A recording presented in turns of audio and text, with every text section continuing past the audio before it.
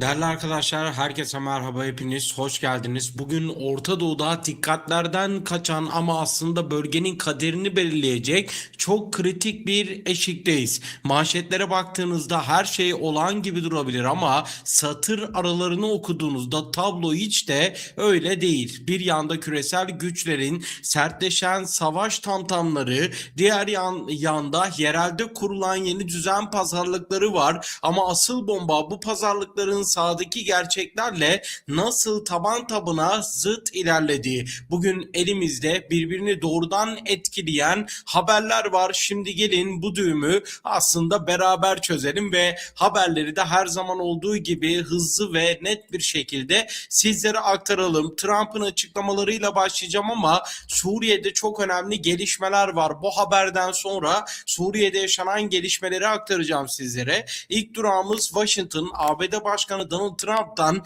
bölgedeki bütün dengeleri sarsacak cinsten bir açıklama yapıldı. Trump, İran ile yaşanan gerginlikte artık diplomasinin sonuna gelindiğini sinyalini veriyor. NBC'ye verdiği röportajda kullandığı ifade gerçekten korkutucu. Ateşkesi uzatmak istemiyorum. Gerekirse bombardıman bekliyorum ifadelerini kullandı. Buraya dikkat etmek gerekiyor. Trump burada sadece bir niyet beyan etmiyor. Doğrudan bir zaman sınırı çiziyor. Zamanımız yok diyor. Yani ABD tarafı artık uzun süren müzakere masalarından sıkılmış durumda. Trump'a göre şu an uygulanan abluka ve yaptırımlar zaten meyvesini verdi ve ABD masada en güçlü pozisyonda oturuyor. Ancak buradaki asıl tehlike ise bence şu: Trump ordunun operasyon için sabırsızlandığını söylüyor. Bu psikolojik savaşın bir parçası mı yoksa gerçekten düğmeye basıldı mı? Eğer Trump bu tetiği çekerse bunun yansımaları sadece İran ile sınırlı kalmaz. Bütün Orta Doğu ateş çemberinin içine düşer. Suriye, Irak ve bütün bölge yangın yerine döner. Trump sonunda iyi bir anlaşma yapacağız diyor ama o anlaşmaya giden yolun bombardımanlardan geçebileceğini de saklamıyor. Bir diğer gelişme, şimdi diyoruz ya bölge aslında bir ateş çemberinin içinde. Şimdi gelin bu gergin havadan Suriye'deki gelişmelere bakalım. ABD savaş senaryoları üzerinde dururken Suriye'de Şam yönetimiyle DSG ve özerk yönetim arasında çok pembe bir tablo çizilmeye başlandı. Demokratik Suriye Meclisi yetkilisi Hasan Muhammed Ali verdiği röportajda tarihi bir ifade kullandı. Dedi ki Kürtler yeni dönemde devletin sadece bir parçası değil, asli ortağı olacak dedi. Arkadaşlar bu ifadeyi aslında hafife almamak lazım. Bu Suriye'nin 50 yıllık merkeziyetçi yapısının resmen bittiğini bizlere gösterir ama ne kadar doğru ne kadar yanlış orası ayrı bir konu. Ben sadece elçiye zeval olmaz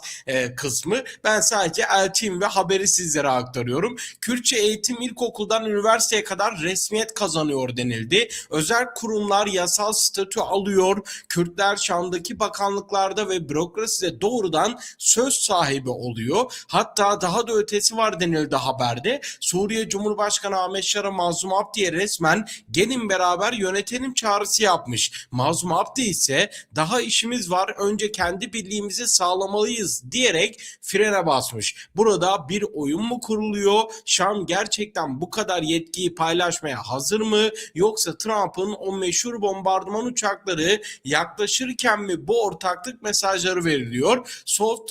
Diğer bir yandan henüz bu anlattıklarım ana akım medyada göreceğiniz türden aslında haberler değil arkadaşlar. Olayların arka planını, kimin kiminle ne pazarlığı yaptığını filtresiz konuşmaya devam ediyoruz. Bu analizleri, haberleri, videolarımızı kaçırmamak için kanala abone olmayı lütfen ihmal etmeyin diyelim ve Suriye'den devam edelim. Şam yetkilisinin yapmış olduğu açıklamayı aktaracağım sizlere. Şimdi ortada işte pembe bir tablo gibi görünse de o tablo, o pembe tablonun arkasında da aslında kriz devam ediyor. Bir yandan işte bu kurumların devredilmesi, işte hapishanelerin devredilmesi, çeşitli yönetimlerin sona erdirilmesi, devlete tamamen entegre olunması, işte tümen anlaşmaları, askeri olarak geçişler, bunların hepsi tamamıyla bir kriz ortamında aslında bir şekilde yönetilmeye çalışılıyor. Peki masada Asya ortaklık konuşurken sahada neler oluyor? İcraatte neler oluyor? Buna bakmak lazım. İşte burası işin rengini biraz değiştiriyor. Kamışlı'dan gelen haberler yukarıdaki o toz pembe tabloyu resmen dağıtıyor. Şam hükümeti yetkilisi Ahmet Hilali dün Kamışlı'da yapılan yargı kurumlarını birleştirme toplantısının başarısız olduğunu açıkladı. Masada ortaklık diyenler sahada birbirine dosya bile vermiyor aslında. Şam'ın planı çok net. Binaları bize devredin, hakimlerin listesini verin, tek bir sisteme geçelim. Ama Kamışlı'daki yetkililer ne dedi? Hayır diyor bu duruma. Binalar devredilmediği, hakimlerin listeleri Şam'a sunulmadı. Neden? Çünkü güven olmadığı söyleniyor. Şam tarafı ısrarla şunu söylüyor: tek yasa, tek ordu, tek bayrak, tek devlet. Yani Şam aslında gelin beraber yönetelim derken bir yandan da ama benim kurallarımla diyor. Gördüğünüz gibi bir yanda Cumhurbaşkanı yardımcılığı teklifleri havada uçuşuyor eğer doğruysa. Diğer yanda daha bir adliye binasının yönetimi üzerinde bile uzlaşma sağlanamıyor. Sağdaki bu direnç masada konuşulanların ne kadar kırılgan olduğunu aslında kanıtlıyor ve Suriye'de yaşanacak olanlar önümüzdeki dönemlerde bu entegrasyon süreci aslında bu tür durumlardan geçecek. Yani hukuksal olarak hukuki binaların, adliye saraylarının, ne bileyim işte başka kurumların entegrasyonuyla şekillenecek gibi görünüyor. Her ne kadar işte bu entegrasyonun toz pembe bir şekilde ilerlediğinden bahsedilse de durum bence o kadar da toz pembe değil açıkçası. Şimdi birinci haberde Trump vaktimiz az, bombalayabilirim diyor. İkinci haberde Şam ve DSG tarihi ortaklık konuşuyor. Üçüncü haberde ise sahadaki memurlar bile birbiriyle anlaşamıyor. Benim ise yorumum aslında şu: bölgede herkes şu ana kadar zaman kazanmaya çalışıyor bence. Şam ABD tehdidi altındayken Kürtleri yanına çekmek için bence devasa vaatlerde bulunuyor. Bir kez daha tekrarlıyorum: eğer iddialar doğruysa, Kürt tarafı ise bu vaatlerin ne kadar samimi olduğunu görmek için sahada yetkilerini devretmemeye direniyor. ABD ise her an masayı devirip sahayı karıştırabilecek bir pozisyonda bekliyor. Yani karşımızda bir barış süreci değil de bir hayatta kalma savaşı ve satranç hamleleri var diyebiliriz. Suriye için söylüyorum bunu. Önümüzdeki birkaç hafta Trump'ın zamanımız yok dediği ve o sürenin dolup olmayacağını gösterecek. Eğer Trump hamlesini yaparsa Kamışlı'da anlaşamayan hakimlerin hiçbir hükmü kalmayabilir. Sizce Şam bu Asya ortaklık vaadinde samimi mi, yoksa sadece ABD baskısını kırmak için mi bu adımları atıyor? Yorumlarınızı lütfen aşağıya yazın arkadaşlar. Şimdi tabii ki bu konuların hepsi birbirleriyle bağlantılı. Yani ben hiçbirinin